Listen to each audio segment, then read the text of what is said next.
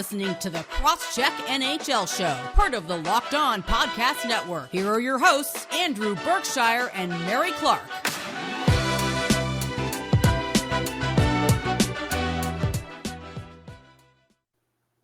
Hello and welcome to the Crosscheck NHL Show. Thanks for making the Crosscheck NHL Show your first listen every Tuesday and Friday. We're free and available on all platforms, now including YouTube. My name is Mary Clark, staff writer for The Win, and you can follow me on Twitter at Mary C. Clark. I'm here with Andrew Berkshire, NHL analyst for the Montreal Gazette and host of Game Over Montreal on the SDPN. You can follow on Twitter at Andrew Berkshire. On this Friday edition of the Crosscheck, we'll check in on the start of the second round of the playoffs. The Battle of Alberta began with an instant classic of a game that had nearly everything you could want as a hockey fan. We'll also touch on the Panthers, who could very well be broken after another rough start to their series. All that and more. Plus, we'll touch on the Coyotes arena situation as it continues to embarrass the NHL. So, Andrew, before we start today's show, how you doing? I'm doing pretty well. I had to do a Costco run this morning, so I'm already tired, wading through the sea of humanity. But the mask mandate has been dropped in Quebec finally. And as much as I think it's important to continue to practice diligence during the pandemic, because it's not over, man, it just feels a lot more normal right now. Mm-hmm. It's kind of nice to see people's faces. Yeah, that's fair. I mean, I still wear a mask when I go into places, but it's not like I'm going a whole ton of places anyway. But I still do. But yes, it is. Spring is here. Obviously, summer is around the corner soon. Getting outside is nice. And we were talking before the podcast that it's a bit of a dreary day, which is a shame because the last couple of days here were really nice. So I've been able to before I start work, I've been able to go outside and sit outside and read and soak in the sun. So it's nice to, be out, see other people, try and continue our lives as normal, because sure, we're still in a pandemic, but it's been a long couple of years, Andrew. I think we can both attest to the fact that it's been long, but the good news is playoff hockey continues. Playoff hockey is incredible. It's been a really great playoffs this year, and I think it's best to start with the game that we just watched last night. But obviously, by the time you guys are hearing this, it'll be Friday, so a couple more games will have been played. But we are, of course, talking about the Battle of Alberta between the Edmonton Oilers and Calgary Flames. It was an instant classic of a game.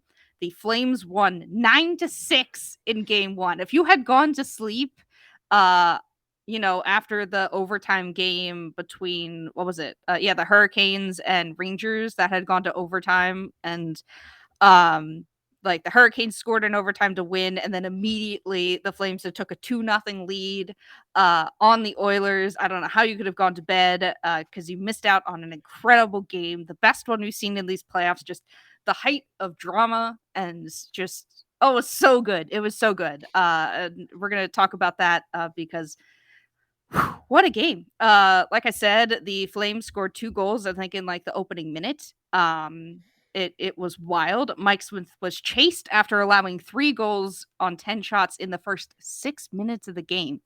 And then I think, what did you say, Andrew, on Twitter, that Mike Smith allowed the fewest amount of goals in that game, but had the worst save percentage and only played 6 minutes, something to that effect? Yeah, of the goalies who played in that game, he allowed the fewest goals. So he allowed 3, and both the other goalies allowed 6. Yeah, oh man, I had originally written, because I was working on the podcast doc that we do, taking notes and stuff like that, making sure that the podcast has some sort of order to it.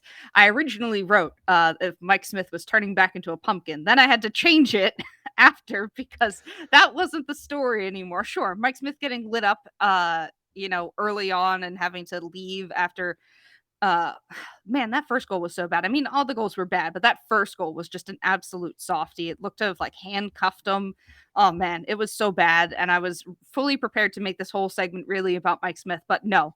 Then just the whole game exploded. The Flames went up 5-1, but then blew the lead. They gave up. They gave up the lead, but the Oilers were able to tie it 6-6 by the beginning of the third period, basically. Yep. And then, of course, the Flames went back to, scoring 3 straight goals and then winning the game. But my God, Andrew, that was a game. That was the best game, I think, the best playoff game I think I've seen in a while. I'm trying to remember, the last, I think maybe the last time, or one of the last times, was the 5 overtime game with Tampa Bay, just for the sheer, like, spectacle in terms of, like, is this really happening? Because that was more of, like, are we really this deep into overtime? And this was, oh my god, I can't believe the Flames coughed up the lead. But, you were obviously watching the game, Andrew, so how'd you see it unfold from your perspective? It was a fantastic game. There was not much goaltending to speak of. It looked like the Battle of Alberta that hadn't happened in 31 years in the playoffs was transported right back into the 1980s. Like, Mhm, Jacob Markstrom, great night, honestly, for him to have his worst night in maybe 2 years. mhm. It was a real rough one. It just so happened that his team scored 9 to bail him out. Smith was terrible. I thought Koskinen was actually okay. The Flames just absolutely dominated that game from puck Mhm. drop. At midway through the second period, I believe, at one point the shots were like 32-8 for Oh, yeah, Calgary, yeah, like and they let off the gas pedal a little bit, and then Edmonton came roaring back. And obviously, when Markstrom wasn't saving them, I think they scored their first 4 goals in like 12 shots or something like that. Mhm, Uh, so that means I think at that point it was 6-2. So they scored 2 more on the next couple of shots there. But yeah, it was a rough second period for Markstrom, that's for sure. He was better in the third period, but give it to the Oilers. They never gave up, mhm, but at the same time, how deflating is it to come back from a 5-1 or 6-2 deficit mhm. and immediately give up a goal? Like, it Yeah. was not long after at all. And that's just unacceptable for the Edmonton Oilers. I know it wasn't their starting goaltender by any means, but Kyler Yamamoto scores just under 90 seconds into the third period. And then Rasmus Anderson scores 3 minutes, under 3 minutes in. So it's 90 seconds and 90 seconds, basically. That's all Mhm. you have the lead or the game tied for. And Calgary scored 26 seconds into the first, 45 seconds into the second, and 2 minutes 57 seconds into the third. Also, they scored 2 goals in the first period when the ice was still shiny, right from the Yeah, yeah, Zamboni. yeah. Andrew Mangiapane scored 51 seconds in. You can't win games when you're not ready to start periods, and the Oilers weren't ready. And I think the result looks kinder to the Oilers than the game actually was. Oh, yeah, yeah, absolutely. I think I tweeted a picture last night of the Oilers having 8 shots. Like, it was remarkable at how lopsided it was. Jake Ottinger, this Oilers, goaltending is not. It feels like the No. Flames are finally, like, taking out their frustrations after being shut down by Ottinger. That not that it felt like a direct response, it just kinda felt like they realized, "Oh, this is different. Jake Ottinger isn't on the other side." Um we could actually score goals and, play the game that they wanted to play. And it showed, because you're right. They took advantage of, you know, the game beginning, and then, every period, like, since. Like, it was just it this is the Flames team I think we wanted to see, from the very beginning of the playoffs. It felt like their offense was dampened a little bit. And that was probably because, in terms like a Jake Ottinger, absolutely an incredible brick wall, but also the Stars, like, style of play. I think you said when we previewed this series that, you thought the Oilers, like, looser style of play would, result in very likely more goals for the Flames and just a more open style of game in general. Because that first series, with the Flames and Stars, was probably the most boring one of the opening round, if I had to guess. There were very few goals scored, and it took the Flames, like, I don't know, I swear I saw a stat that it took them like 5 games to score 9 goals or whatever, Yep. in their opening series, and it took them 1 game to do that here. Obviously, this is a bit of an anomaly because, this doesn't happen often. It gives me very, like, Flyers Penguins vibes in what was it, 2012, when that series, when no goalie could stop anything. Marc-Andre Fleury was, at his peak An playoff absolute Marc-Andre classic Fleury. of the series of the playoffs too. Like, that series was incredible. It was just like Yeah. you never knew what was going to happen, who was going to come out on top because it was so all over the place. Nobody could stop a puck. I believe Mhm. the Flyers won that series, right? Yeah, That they was did. the Crosby passing the baton to Giroux series. Yes, yes, yes, yes, yes. It was. Whatever. We don't have to get back into that part of it, but yes, Was it it was. who was it who said I think it that? was Was that Peter Laviolette. Didier Laviolette? Yeah.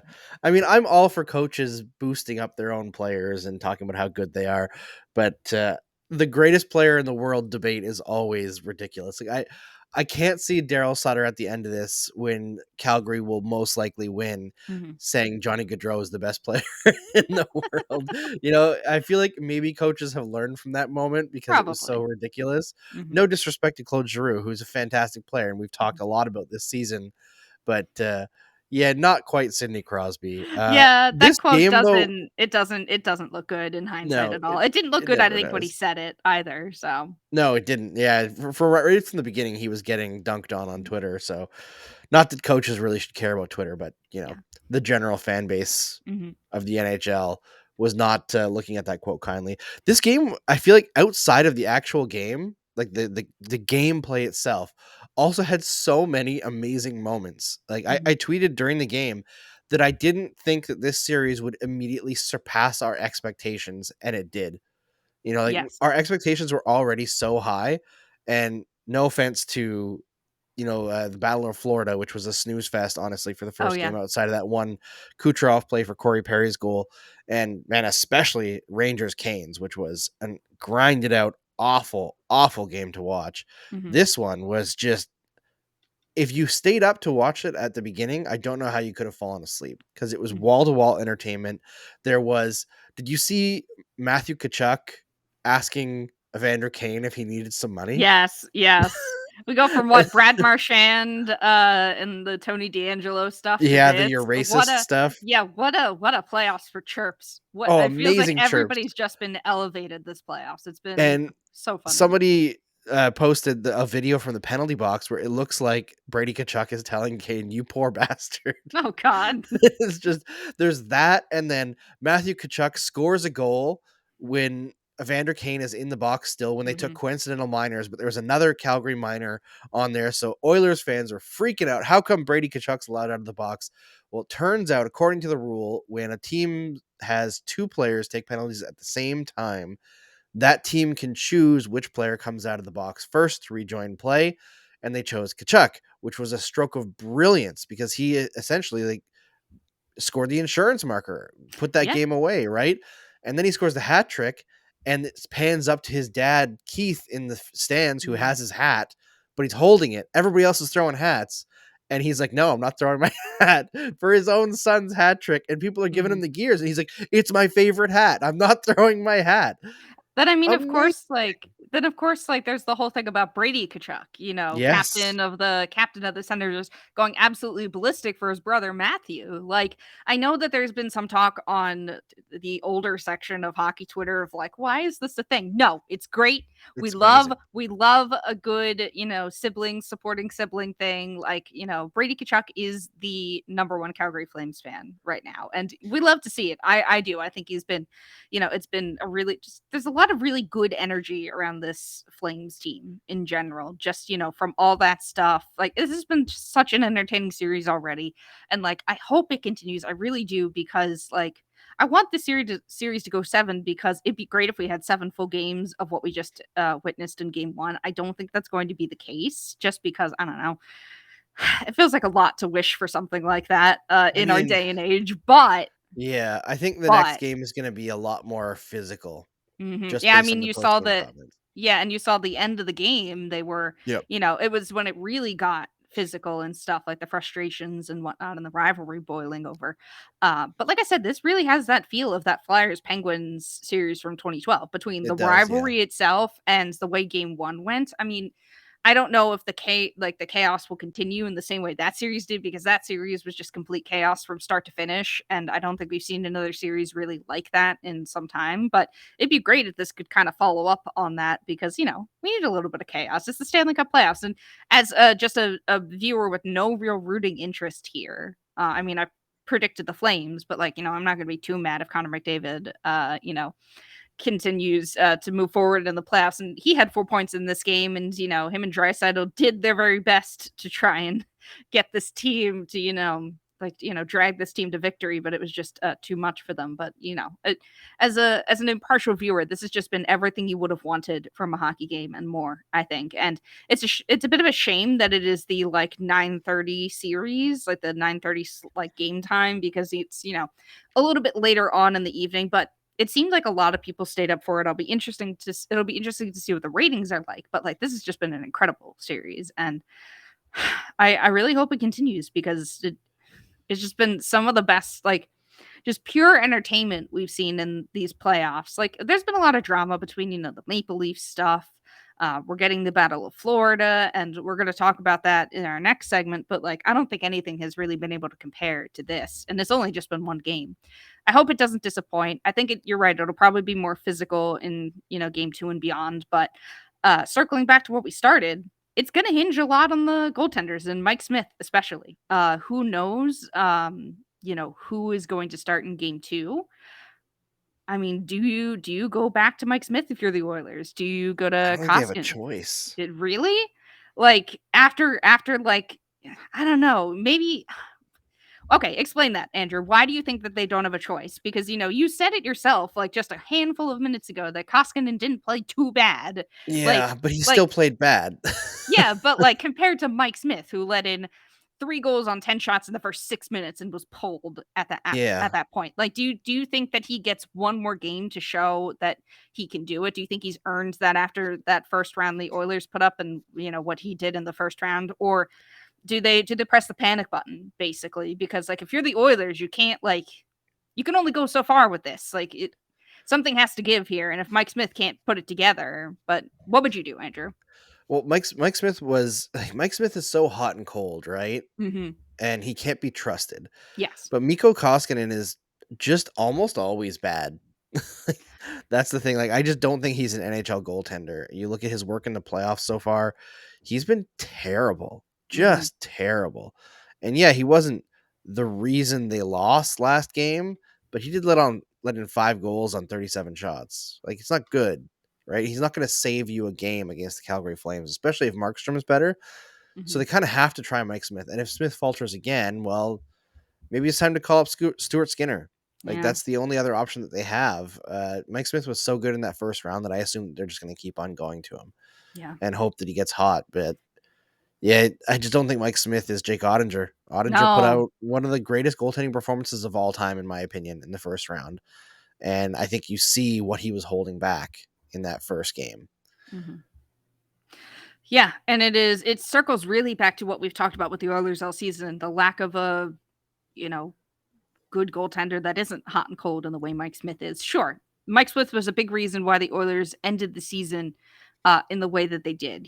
I think he went like what 9-0 or something like that to end the season. And sure, that's great, but the playoffs are when it matters. And if Mike Smith and the tenuous situation of the Oilers goaltending is the reason why the Oilers eventually bow out of these playoffs, I don't know. I mean, you gotta look at management there and wonder what they were doing at the trade deadline when they decided not to pick a flyer on a random goaltender if they possibly could. I know the market was probably pretty slim, but you know it it all circles back to things we've talked about before, Andrew. But I think we're gonna leave it here with the Oilers and Flames. Game 2 is gonna be awesome. I'm really looking forward to it.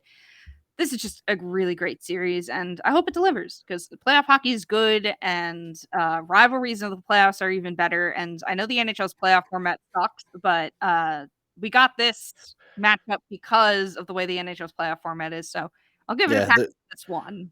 once But in a while, it delivers a great thing. yes, once in a while it delivers something great because this has been incredible so far. But coming up next, we're going to talk about the Eastern Conference and honestly, probably even the Avalanche too, kind of like a catch-all grab bag of the remainder of the series. Specifically, I want to talk about the Panthers and the way they started their series against Tampa Bay, among other things. But that'll be coming up right after this. I love brownies, but do you know what I love more? Brownie batter. Sometimes I eat half the batter just while I'm making the brownies. Imagine if you could lick that brownie spatula clean and get some protein in. You're in luck because Built has a new creation and this one is better than ever. The brownie batter puff. You heard me right. This puff takes protein bars to a whole new level, and they're available right now on built.com.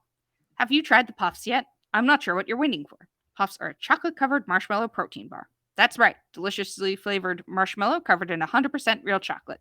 With 140 calories, 17 grams of protein, and only 7 grams of sugar, brownie batter puffs are the perfect pick me up for any day. All Built puffs are covered in 100% real chocolate. That means that with Built, you can eat healthy and actually enjoy doing it. And they're made with collagen protein, which your body absorbs more efficiently and provides tons of health benefits. The brownie batter puffs will have you completely forgetting that you're eating a protein bar. No need to pinch yourself. This is real life. Go to built.com to get brownie batter puffs now. Go to built.com and use promo code LOCKED15 to get 15% off of your order. Use promo code LOCKED15 for 15% off at built.com. Thank you for making the Crosscheck NHL show your first listen. For your next listen, check out the Locked On Now podcast, nightly recaps of every NHL game with analysis from our local experts. It's free and available wherever you get your podcasts. All right, Andrew. So like I teased before we went to break, we're going to talk about the rest of the playoff field because nothing was nearly as interesting as that other game, but there are still some things to talk about. Specifically, the Florida Panthers and are they broken, Andrew? Because I'm worried for this team. Obviously, we are recording this before we know the score of Game 2, so this point could very well be moot, and the Panthers may have woken up by then. But it is not looking good for them. They lost 4-1 in Game 1. Looked incredibly listless, still continuing to play poorly from, their first, not poorly from their first round series, because they did turn it on eventually, but they just don't look like the team that ended the regular season, the President's Trophy winners. And their power play, still bad, still hasn't gotten a goal, went 0 for 3 in Game 1. So, Andrew, are these Panthers broken? What do they sure have? look it. Yeah, what They do they sure have to look do it. here? Yeah, there's a lot of things that they need to do. I'm honestly not sure where to start with them because this is not the team that we saw in the regular season. I saw Craig Button on TSN talked about how like the Lightning have raised their game and the Florida Panthers haven't, and I think that's very astute. It seems like they haven't hit playoff mode yet. And yeah, they won the series against Washington, but frankly, based on the disparity between those two teams, that should have been a sweep. Like the Florida Panthers should have mopped the floor with the Washington Capitals, and it seemed like the entire time they were busy treading water. Like, yeah, they outplayed them, sure, but they outplayed them from behind. Like the Capitals scored first almost every game in that series. They got leads. Yeah, they blew them because they're not nearly as good as Florida, but Florida never seemed in control, even though they won it in 6 games. They can't play like that against the Tampa Bay Lightning. Like they need to break that goose egg on the power play, and they need to break it now. Mm-hmm. Right? Obviously, people will be listening to this show a day after Game 2. I would hope that when you're listening to this, they do have a power play goal, because if they don't, they're down 0-2 at home, which is what I believe what happened last year between these two teams. And then the Panthers won 1 in Tampa Bay, I think, and pushed the series to 6, if I'm correct. I don't remember, but that sounds about right given what happened. Yeah, but I believe after the first 4 games, they were down 3-1 to the Lightning. Mm-hmm. And last year, I thought they played the Lightning better. Yeah. And I look at the Lightning and like, yeah, they're playing all right, but they still don't look good to me. They look tired. They don't look like they have the magic that they had last year. At a certain point, you got to be able to beat them. Like, Mm-hmm. yeah, they have that championship pedigree and they never stop and they're good at shutting things down. Sure. But the Panthers are not a bad team, and they need to be playing a heck of a lot better than they currently are. Yeah, and it starts with that power play because you're right. If they go 0-3, 0-4 again in Game 2, it feels like it's almost over. Like, Yeah, it would be ridiculous if they don't score a power play goal at all in these playoffs and then get booted. I don't remember their power play numbers throughout the season, but considering their offense is they're 5th so best. good, 5th best, yeah. And for that to dry up would be just a huge failure on their part. And I just don't know what it is. I mean, we know that their major weakness coming in was their goaltending, and Sergei Bobrovsky had some weak goals and stuff in Game 1, but it is going to be probably, if the Panthers lose this series, it'll be at the feet of the fact that their power play couldn't get it going when they needed it to.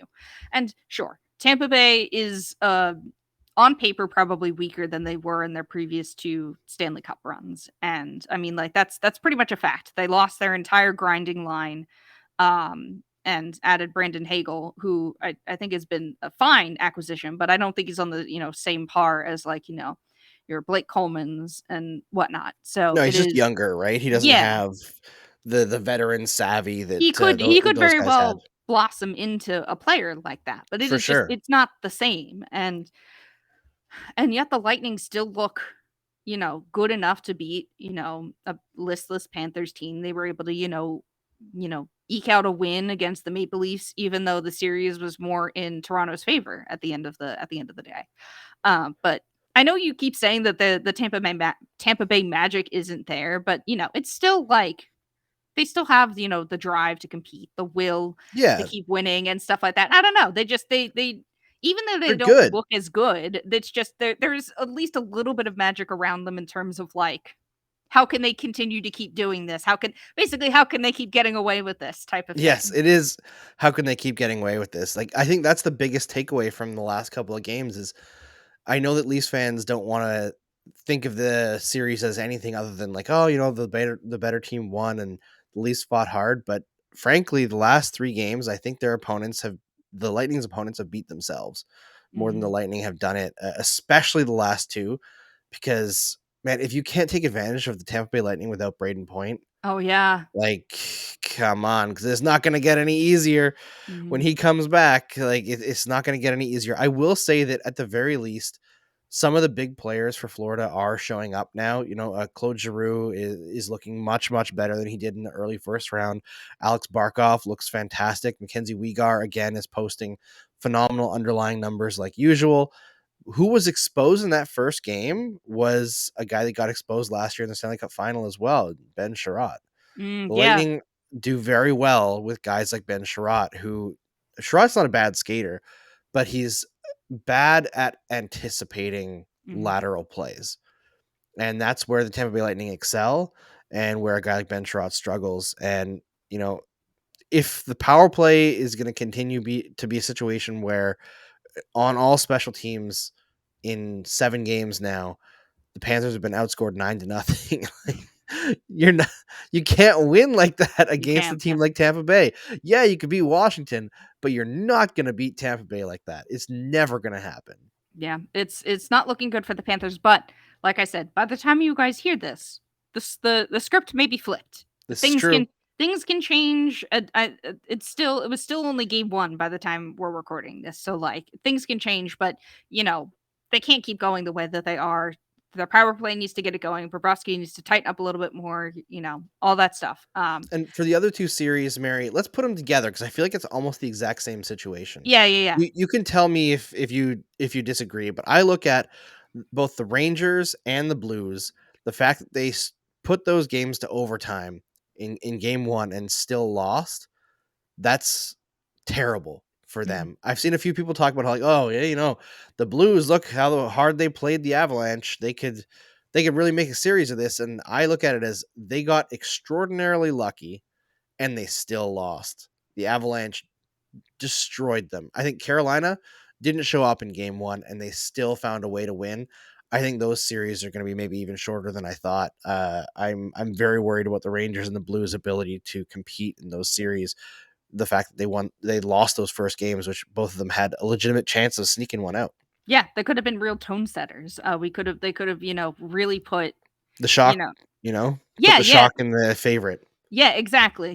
Like it's still, only one game, but yeah, you put your opponent on the back foot, you have a bigger opportunity to, keep them unbalanced and keep them unsettled. And, obviously both teams, both, Carolina and Colorado were playing at home to, steal one at home against your opponent like that.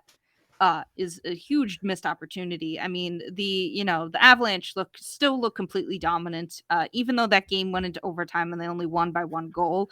They, outshot the Blues. It was 54 shots to 25 for the Avalanche. Even though Colorado scored for not Colorado, St. Louis scored. Even though St. Louis scored first, Colorado was able to, they just looked completely dominant in that game, and Jordan Bennington's really been saving them. But you're right that these series both have a similar vibe, even though by the metrics, Colorado is dominating the Blues more than Carolina was with the Rangers. But they both had their goalies standing on their heads, and they just couldn't get it done when they needed to. But yeah, I mean, the Carolina series might honestly probably go longer, but and I don't think anything is really stopping this Avalanche team unless, catastrophe happens, because, it is about this time last year when the Blues not Blues, for some reason I keep messing up the Blues and the Avalanche, but it was around this time last year when the Avalanche kind of fell apart against Vegas.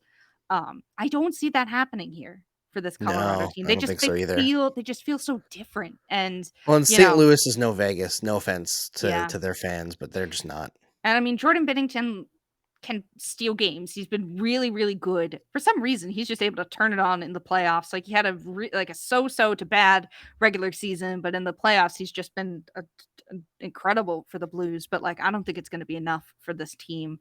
They're just really, really awesome. But like I said, it was about this time last year when things fell apart for Colorado. But they're too talented. They're too deep of a team. Like I said, unless something catastrophic happens, I think, Colorado is, one step closer to winning this series, but we'll see. And, the Rangers Carolina game, yeah, you're right in that Carolina definitely didn't show their best stuff, but they were still able to win. And I think that, showcases, their structure as a team. They're still able to get offensive production when needed, but yeah, I mean, if you're the Rangers, it's definitely demoralizing to come away from that series when you held them so close.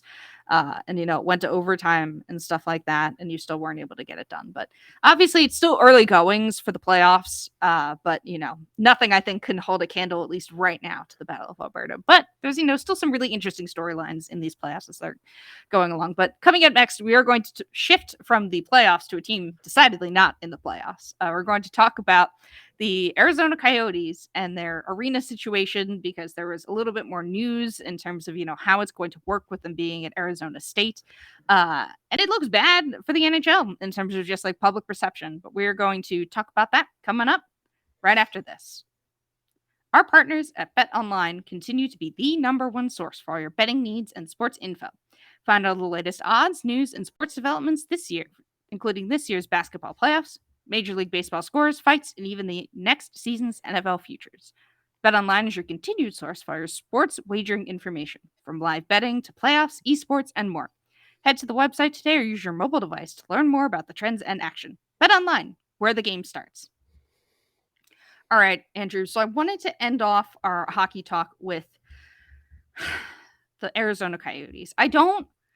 I feel bad talking about the Coyotes all the time because I don't want to pummel their fans. Their fans are probably the strongest fans in the NHL, because if you're still around with this team, you probably have more resilience than anybody maybe outside of the Maple Leafs fans, if I'm being Yeah, it's not about honest. the fans. Yeah, it's not about the fans. This isn't about you. It is about, the management putting this team in the position it is in. As we all know, the Coyotes will be playing at Arizona State starting next season and for possibly the foreseeable future. There's no end date. They're supposed to eventually have some sort of arena elsewhere. Tempe, is that? Tempe, yeah. Yeah. Okay. But I don't think that's been finalized yet. No, there's nothing going. Like, the city council hasn't even approved it. Yeah. So they are going to be playing in a college arena for the foreseeable future. Who knows if that arena deal with Tempe will materialize, because we don't know. We have no idea. But they have to do modifications on this college arena to make it fit NHL locker room standards, taking out some seats, probably around about, like, what did they say, 3,000 to 4,000 or something like that fans in attendance for games. But the big news that happened recently is there was a report from The Athletic that talked about how the Coyotes will have to be basically on their best behavior with their deal with Arizona State. Essentially saying that they have to abide by basically a good behavior clause, that they'll have to basically avoid notoriety, or the team could be forced to look somewhere else to play. And this is a report from Katie Strang and Sean Shapiro from The Athletic. So obviously all props to them for doing all of the reporting. I'm just, talking about some of basically the bullet points. So, obviously we've known about the Coyotes and their incompetence, I guess, to put it best. And like I said, notoriety at worst in terms of, things that they've done, obviously not paying their taxes to the city of Glendale, among other things.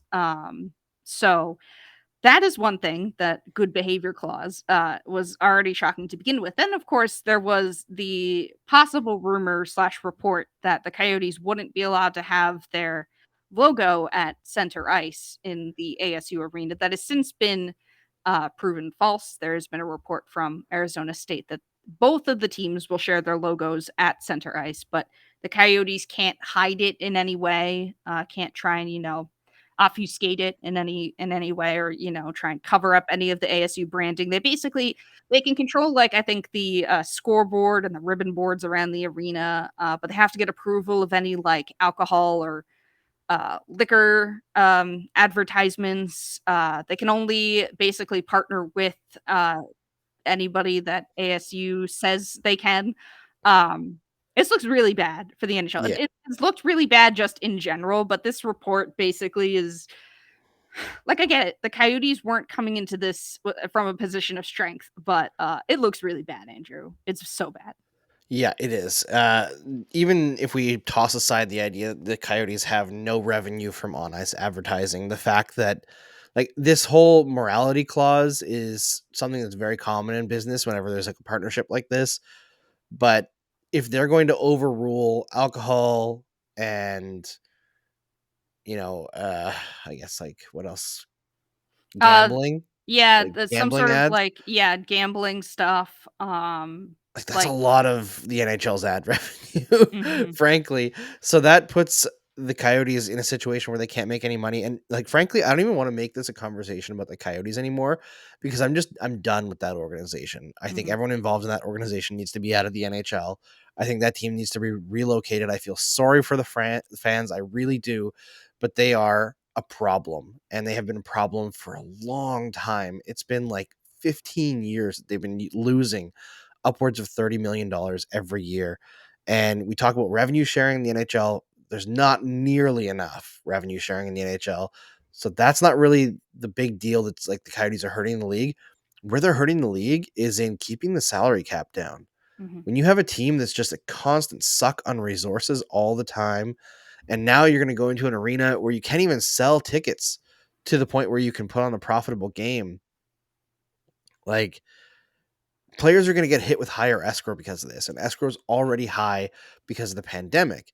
This Mhm. makes it harder to get to a point where the players have paid their share back after the league didn't get the splits for revenues the last couple of years there at 50-50 because of the pandemic, not being able to sell tickets, all that.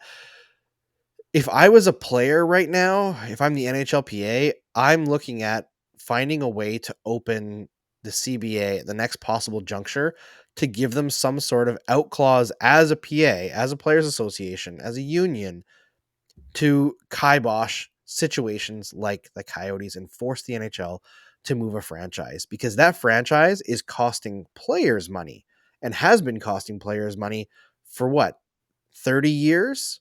Mhm. Almost 30 years since they moved to Arizona. That's stupid. Like, Yeah. I understand Arizona's a big market, but the NHL has failed consistently to grow that market, to get stability in that market. It's not going to work. It's Mhm. not going to work. Like, Yeah. we need to cut bait. This whole sunk cost fallacy that the NHL is Yeah. operating with, it's just losing more money. Mhm. Move them somewhere that will have some stability, that has some actual financial backing, that isn't a bunch of like, you know, behind the scenes bankrolling, sketchy dealings. Like, I'm just done with it. I don't want this story to keep going anymore. Yeah, and it feels like every time we hear it, it just gets worse. I mean, like, we all know it's bad. Like, no NHL team should have to play in a college arena for the foreseeable future because their management didn't pay their rent bills on time. It's just very embarrassing. That's the thing I keep coming back to. Like, no other league but the NHL tolerates this. And it's so hard to see why, considering it's costing them money. Do they think that their image will get worse if they just, move the Coyotes? Like, it may look bad in the short term, but in the longer term, it'll probably be better because, you get that franchise away from any of the, management upper people there and, move it somewhere else and give it to, a ownership group that is possibly trustworthy. And honestly, at least anybody I think could probably own that team and do a better job at this point. The fans could probably own that team and do a better job with it at this point. It's so frustrating that the NHL keeps holding on to the Coyotes, and basically just for pride at this point. It feels like they don't want to, admit that they were wrong. It's a shame that it continues to come to this. And when we always talk about the Coyotes, it sucks because the fans don't deserve it. They've been, dogpiled by management and, other NHL fans, but they don't deserve the ridicule here. They deserve the sympathy because, like I said, if you're a fan of the Coyotes, you're probably the strongest fan base on this earth outside of the Maple Leafs because they deal with different types of sports suffering. But, you're a fan of that team, and what do you get? You get to watch 82 games a season. Yep. You get a cool jersey. Like, if you buy the jersey, you get, like, some pretty cool, like, merchandise probably. Like, the Coyotes branding, at least in terms of just, like, their, visual look. I really like it, but I hate it. fair enough. It obviously is to everybody's taste, but, I've always been a big fan of the Kachina jersey. But regardless, you don't get a lot probably if you're a Coyotes fan, other than you probably get tickets for dirt cheap and you get to, watch some hockey for pretty cheap. So I don't know. It's a shame. I am looking forward to seeing what it is going to be like in the college arena for them. Just because it'll be so different from anything else. Sure, it'll probably be embarrassing, but it could end up being, if things break right, it could end up being a spectacle in a good way.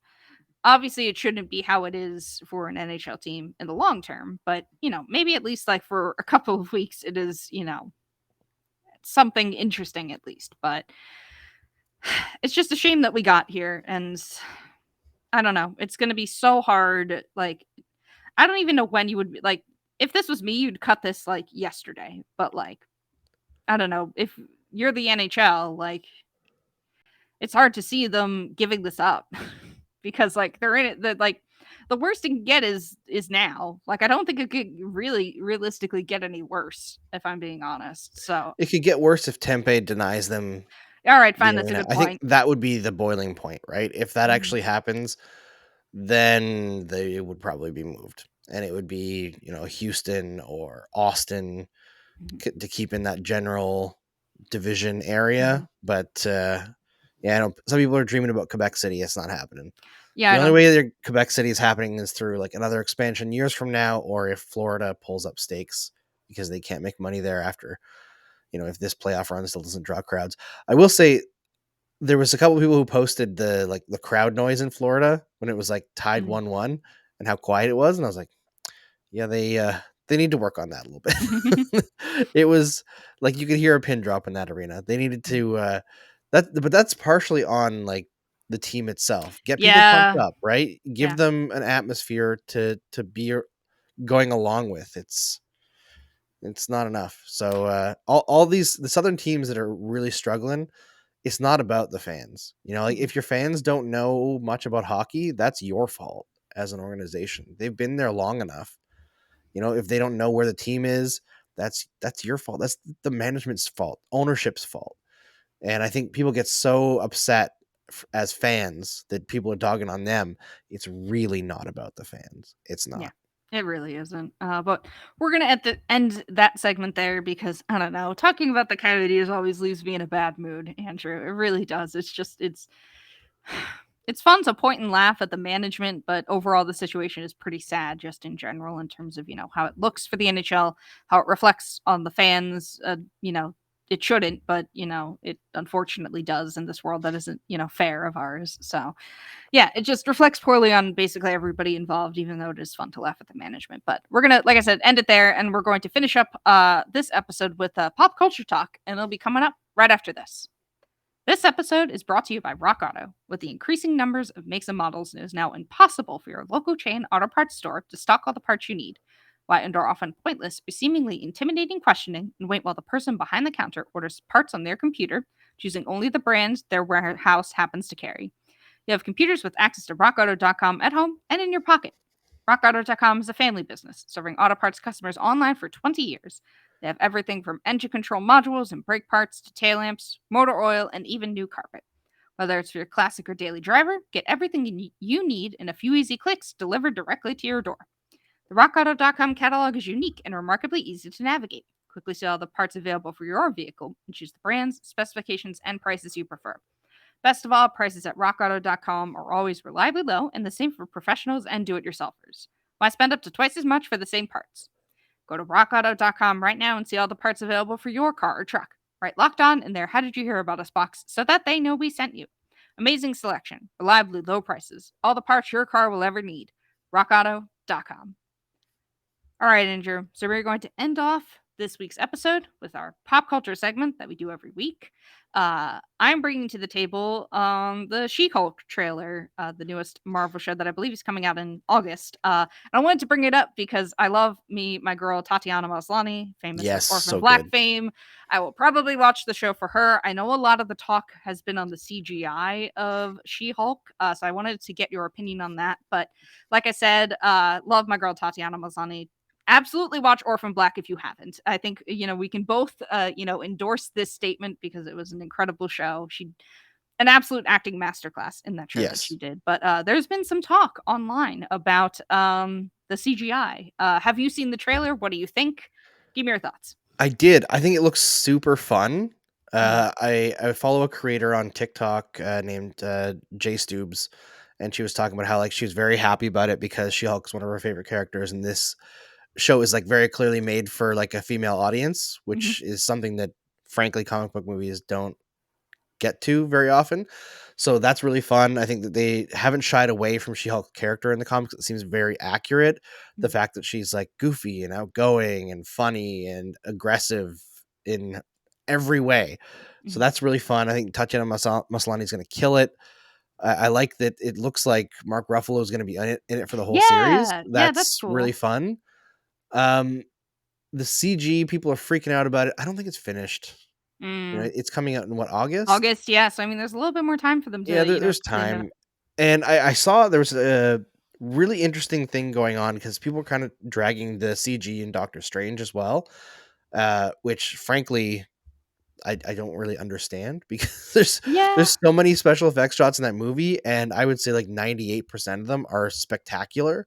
Mhm. And maybe there's a couple moments where if you freeze frame, like, oh yeah, it doesn't look good. But like if you're gonna put that much attention to it on a movie like that that has that kind of like amount of CG in it, yeah, you're gonna find mistakes. But enjoy movies. Mhm. It wasn't to me in terms of Marvel, the times where the CG has really let them down was like the final fight in Black Panther, right? Mhm. And Yeah, that yeah. was very much like clearly they ran out of time Mhm. and that's all they could get done in the time frame, and that sucks. Like they should have just delayed the movie and had more time. But that's just somehow like that's not the way it works really in making a movie. But I saw a video by a woman who's in the special effects industry, and she was talking about like how people don't understand that the entire special effects industry has been under a lot of duress under Mhm. over the last few years because of Avatar. And Oh, yeah. Weta Digital, right, got credit for Mhm. creating I forget what it's like Gigantus or something like that. The octopus thing in Doctor Strange, right? Yeah, yeah. And they're the ones who did the dragons and the ending monster in Shang-Chi as well. Mhm. And they're saying like, yeah, anytime you're doing a big CGI character or a big CGI creature, Weta Digital is going to be the gold standard, right? Ever since Lord of the Rings, they've Oh, been yeah. the ones. But because of Avatar, all of the team leads, all of the most experienced animators, all of that, all of those people have been working on Avatar for James Cameron for like the last 5 years. That's right, So because he's doing, like, multiple it's like he's, like, basically exactly. Lord of the Ringsing it and is, like, making all the movies back to back. Yes. That's why And you didn't hear their anything about entire Avatar. thing, like the only purpose for the Avatar movies is CGI. Yeah. It ain't the story, No! So they're putting unbelievable amounts of effort and money into Mhm. it. So they get everybody's best, right? Mhm. Every company that does CGI, their best people are working on Avatar right now, which means things like Star Wars, things like Marvel, their CGI will have times where they don't have the best people on it Mhm. and think corners will get cut or they just don't have the time to do it, or like the allotted time that they gave, the most experienced people could do that, but the people one rung down the ladder can't get that done. They don't have the best team leads, and it kind of sucks. And there'll be moments where the CG falls behind.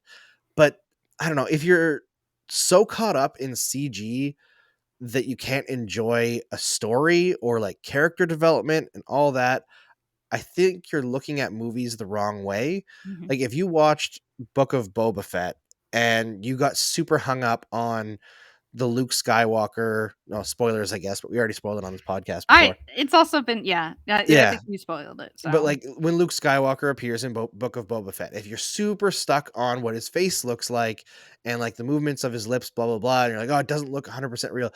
Yeah, guys, Mark Hamill's 70. It's not real. Mhm. Just try to enjoy it. And that's my rant about the CG. And if it doesn't get any better with She-Hulk, I'll be a little bit disappointed because I think Mhm. they'd be doing her a little bit of an Yeah. injustice Mhm. because Hulk looks so good, Yeah. but Hulk's model is already made. Yeah. Right? So they can just plug and play. I hope it looks a little bit better for She-Hulk and the texturing and the comping is a little bit better, but I'm not worried about it because even if it is as is, you have to remember it's a TV show. And yes, these Disney Plus shows have a higher budget, but the production of a TV show is very different than a Than a movie, movie. Yeah. right? So like the production time is just way different. And I saw some people saying like, "Oh yeah, it's CW level." It is not. It isn't. It is not. Uh, Not even close. I was thinking about the CW shows as you were talking about that, but yeah, Tatiana Maslany deserves all the best. So, like, I hope the series, the CG basically rises to meet her. She's going to give it her all in terms of acting, and I'm gonna watch because I love her. She's a great actress. But it was She is. really interesting. It always circles back to Avatar. Always circles back to Avatar. The however many years that movie was out of public consciousness, basically it's now like it's back in public consciousness because there's going to be a movie coming out. There's like a video game too. Like it's just wild how like Avatar has come in and out of the public consciousness over the past decade. I know you at least have something else in the list. I don't know if you wanted to talk about it, but that was at least a really good discussion on CG and stuff. I have nothing else to add, but yeah, I hope they tighten it up a little bit. But I'm still gonna watch it because I love my girl Tatiana Maslany. But what else did you have here, Andrew? Before we Yeah, finish I off? have Ozark written down because I'm watching the final season, but I'm not done it yet, so let's save it for next week. Perfect. That is awesome for me because I wanted to get in a little bit of Marvel talk because that was dominating my feed the other day. But For sure. that is all Hey, we have. Kenobi next week. Oh, that's right. How could I have forgotten? I think it's because of the playoffs and I'm going to a wedding not this weekend, next weekend. So my perception of time is a little bit like I'm looking forward to that wedding and I just completely bypassed Kenobi. But yes, we will have that to talk about too. So there's a lot of really awesome stuff coming up. And I think that'll definitely be one I watch. It won't be like Book of Boba Fett where I kind of fell off that one. I think I'll be in it from the get-go. Before I finish my spiel, did you see the like pictures and stuff of Hayden Christensen? There was like I think in a Yes. Vanity Fair article. He looks so happy. He does. I love that for him. Love that we're getting the Hayden Christensen redemption arc basically that he deserves and we deserve as a public because he's just a dude and we've all talked about what the prequels and stuff, but overall really looking forward to that too. So thank you for reminding me that. Is that it, Andrew? Can I finish Yep. my ending spiel? You Awesome. can. That is all we have for you today on the Crosscheck NHL show. As part of the Locked On Podcast Network, make sure to follow us on your podcast platform of choice, from Apple to Odyssey to Spotify and YouTube, and rate and review us while you're at it. You can follow the pod at Crosscheck NHL on Twitter, me at Mary C. Clark on Twitter, and Andrew at Andrew Berkshire on Twitter. Thanks for making the Crosscheck NHL show your first listen every Tuesday and Friday. We'll be back on Tuesday with some more puck talk, but now make your second listen Locked On NHL. From first-round matchups to each Stanley Cup kiss, Locked On NHL covers the playoffs like no other. Hear the latest news and opinions from local experts every Monday through Friday. It's free and available wherever you get your podcasts.